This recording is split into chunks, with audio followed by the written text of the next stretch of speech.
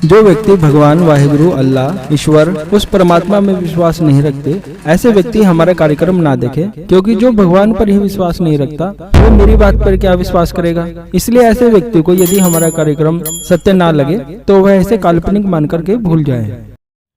हमें दिवाली पर लक्ष्मी जी, कुबेर देवता, अप्सरा की साधना करनी चाहिए या नहीं, यह जानेंगे। लेकिन सबसे पहले हम कुछ सवाल को देखते हैं। पुणे से अर्पणा जी ने सवाल पूछा है स्नेहा के विषय में। उनकी बेटी है, इनके कैरियर के बारे में, जॉब के बारे में, शादी के बारे में तो देखते हैं।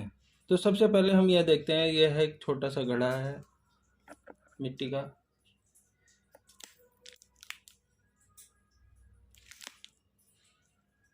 खाली है।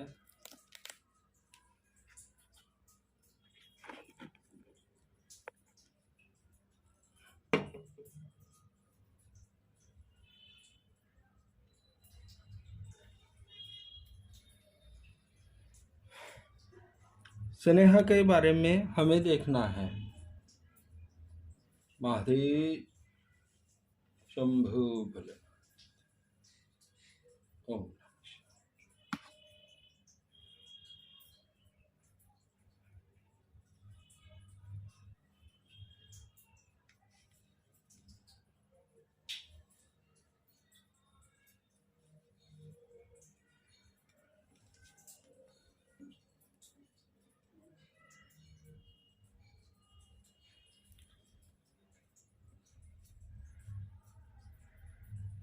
देखिए, यह घड़ा है एक सिंपल, इसमें कोई धागा या पहिए वगैरह कुछ नहीं है, अंदर से बिल्कुल खाली है।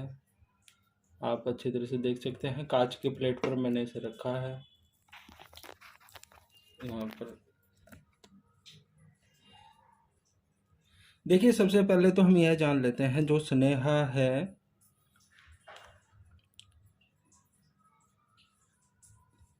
इसका जीवन आगे ठीक नहीं रहने वाला है, क्योंकि यह जिस लड़के को पसंद करेगी उससे विवाह होना इसका मुश्किल है। यदि विवाह हो जाता है तो जीवन ठीक से नहीं गुजरेगा,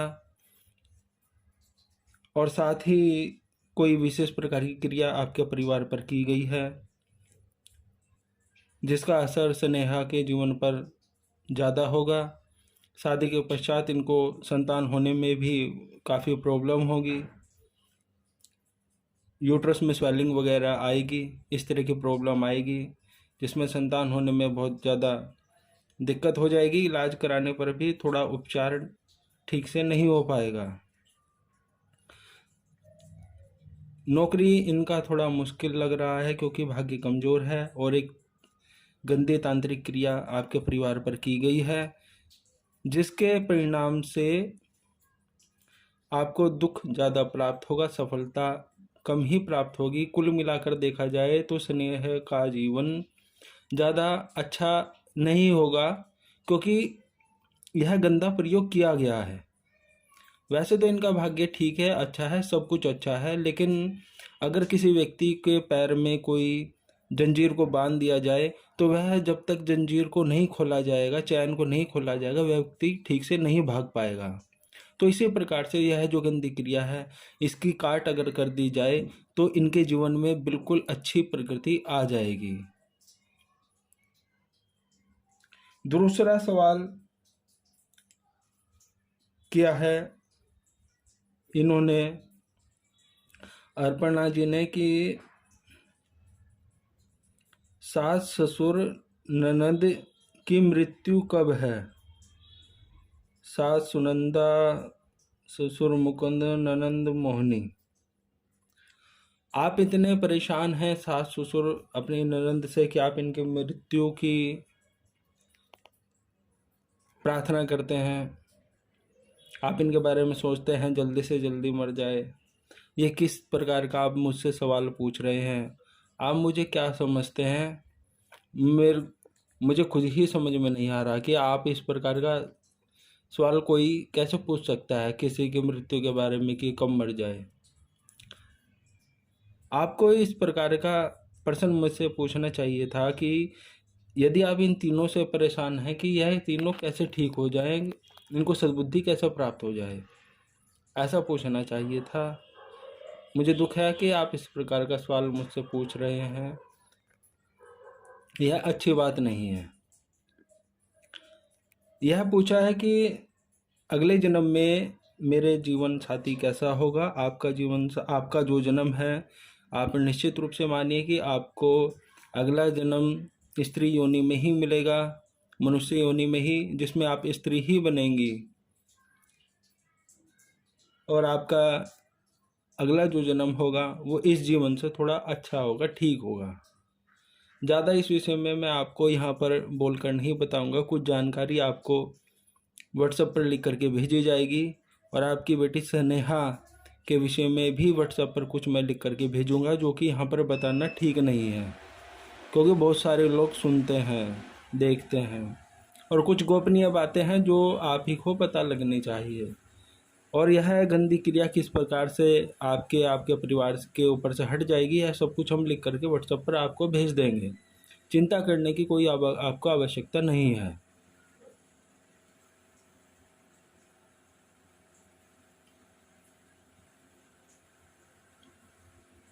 दूसरा सवाल है सौरभ का।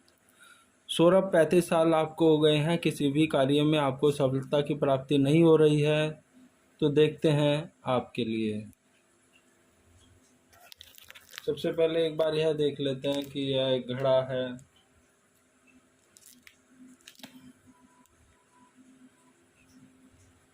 खाली है, अंदर से पूरा अच्छे से आप देख लो, खाली है सारे में से।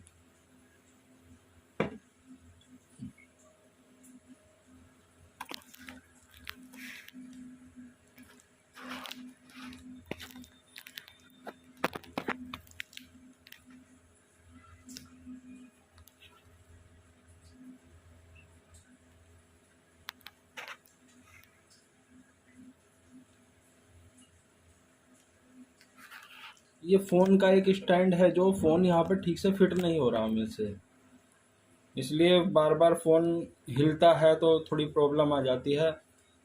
शंभु महादेव।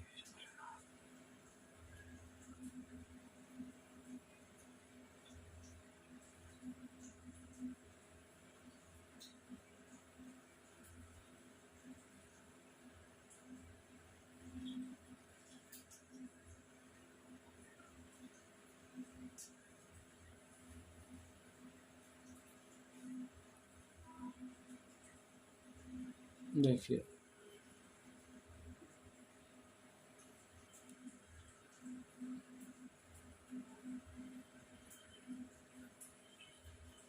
सौरभ, आपको बताया गया था कि आपका एक मित्र था जिसने आपके कपड़े चुरा करके गंदी क्रिया करवाई है आपके जीवन पर। यह क्रिया आज से 17-18 साल पुरानी है, और वह कपड़े जो है पहाड़ी इलाके में ही छुपाए गए हैं, गड्ढा करके, जिसमें कुछ हड्डियां वगैरह भी हैं। मतलब गंदा जादू किया गया है आपके जीवन पर, जिसका असर आपके ऊपर होता है। आपका मन बेचैन हमेशा रहता है, उदास रहता है, और आप जो भी अभिलाषा करते हैं वह आपको प्राप्त नहीं हो पा रही है। और साथ ही साथ थोड़ा मंगल दोष भी है, वो तो कोई ज़्यादा नहीं है। लेकिन सबसे पहले हमें यह गंदी क्रिया आपसे ऊपर से हटानी चाहिए, तभी आपको जीवन में अच्छे से अच्छी सफलता प्राप्त होगी। आप जब भी साधना करते हैं, मंत्र का जाप करते हैं, आपका ध्यान मंत्र में नहीं रहता है। मंत्र के साथ साथ आप बहुत सी बातें भी सोचते रहते हैं मंत्र का जाप करते समय। ऐसे करने वाले व्यक्तियों को कभी सफलता की प्राप्ति नहीं आती। जब भी आप साधना करते हो, अपना मन एकाग्र करना चाहिए, ध्यान पूरा मंत्र के ऊपर लगा करके रखना चाहिए, तभी सफलता की प्राप्ति होती है। लेकिन यदि आप कितनी भी साधना सफलता करते रहें, आपको सफलता की प्राप्ति नहीं होगी, क्योंकि गंदी तांत्रिक क्रिया की गई है। उस क्रिया को हटाएंगे तभी लाभ होगा। इसके लिए आपको भैरव प्रयोग करना चाहिए। भैरव प्रयोग को आप किस प्रकार से करेंगे, यह सब कुछ हम लिख करके व्हाट्सएप पर आपको भेज देंगे। आप वह क्रिया कीजिएगा, इससे आपको लाभ होगा। जो गंदी तांत्रिक क्रिया जो की गई है वह समाप्त हो जाएगी।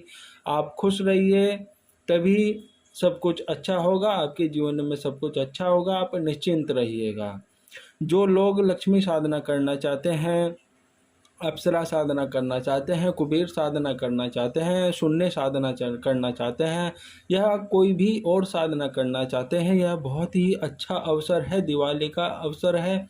आपको तुरंत कोई ना कोई प्रयोग जीवन में करना चाहिए, क्योंकि ज़िंदगी हमेशा चलती रहेगी इसी प्रकार से। यदि आप सिर्फ सोचते रहोगे कि मैं अब करूँगा, तब करूँगा, कल कर लूँगा, परसों कर लूँगा, उस महीने में कर लूँगा, तब छुट्टी लेकर के कर लूँगा, तो ऐसा समय जीवन में कभी नहीं आएगा। आप तुरंत निश्चित कीजिए, सुनिश्चित कीजिए कि मुझे प्रयोग करना है तो करना है, जीवन में सफलता प्राप्त करनी है तो करनी है। तभी व्यक्ति को साधना में सफलता की प्राप्त होती है। साधना में सफलता आपको तभी प्राप्त होगी जब आप दृढ़ संकल्प लेकर के साधना को करेंगे। सबसे पहले तो आप यह निश्चित कर लिए इस दिवाली पर मुझे साधना करना है, और लक्ष्मी साधना करना है, या जो भी आपको साधना करनी है वह मुझे करना ही करना है। और अपने जीवन में जो दुर्भाग्य है उसे समाप्त करके सौभाग्य में बदलना है, साधना पथ पर आगे बढ़ना है। तो इसी के साथ मैं आपको सभी को भगवान शिव का आशीर्वाद प्राप्त हो, ऐसी कामना करता हूँ, और साथ ही आपको आशीर्वाद प्रदान करता हूँ कि आपको साधना में सफलता की प्राप्ति हो। शंभु महादेव।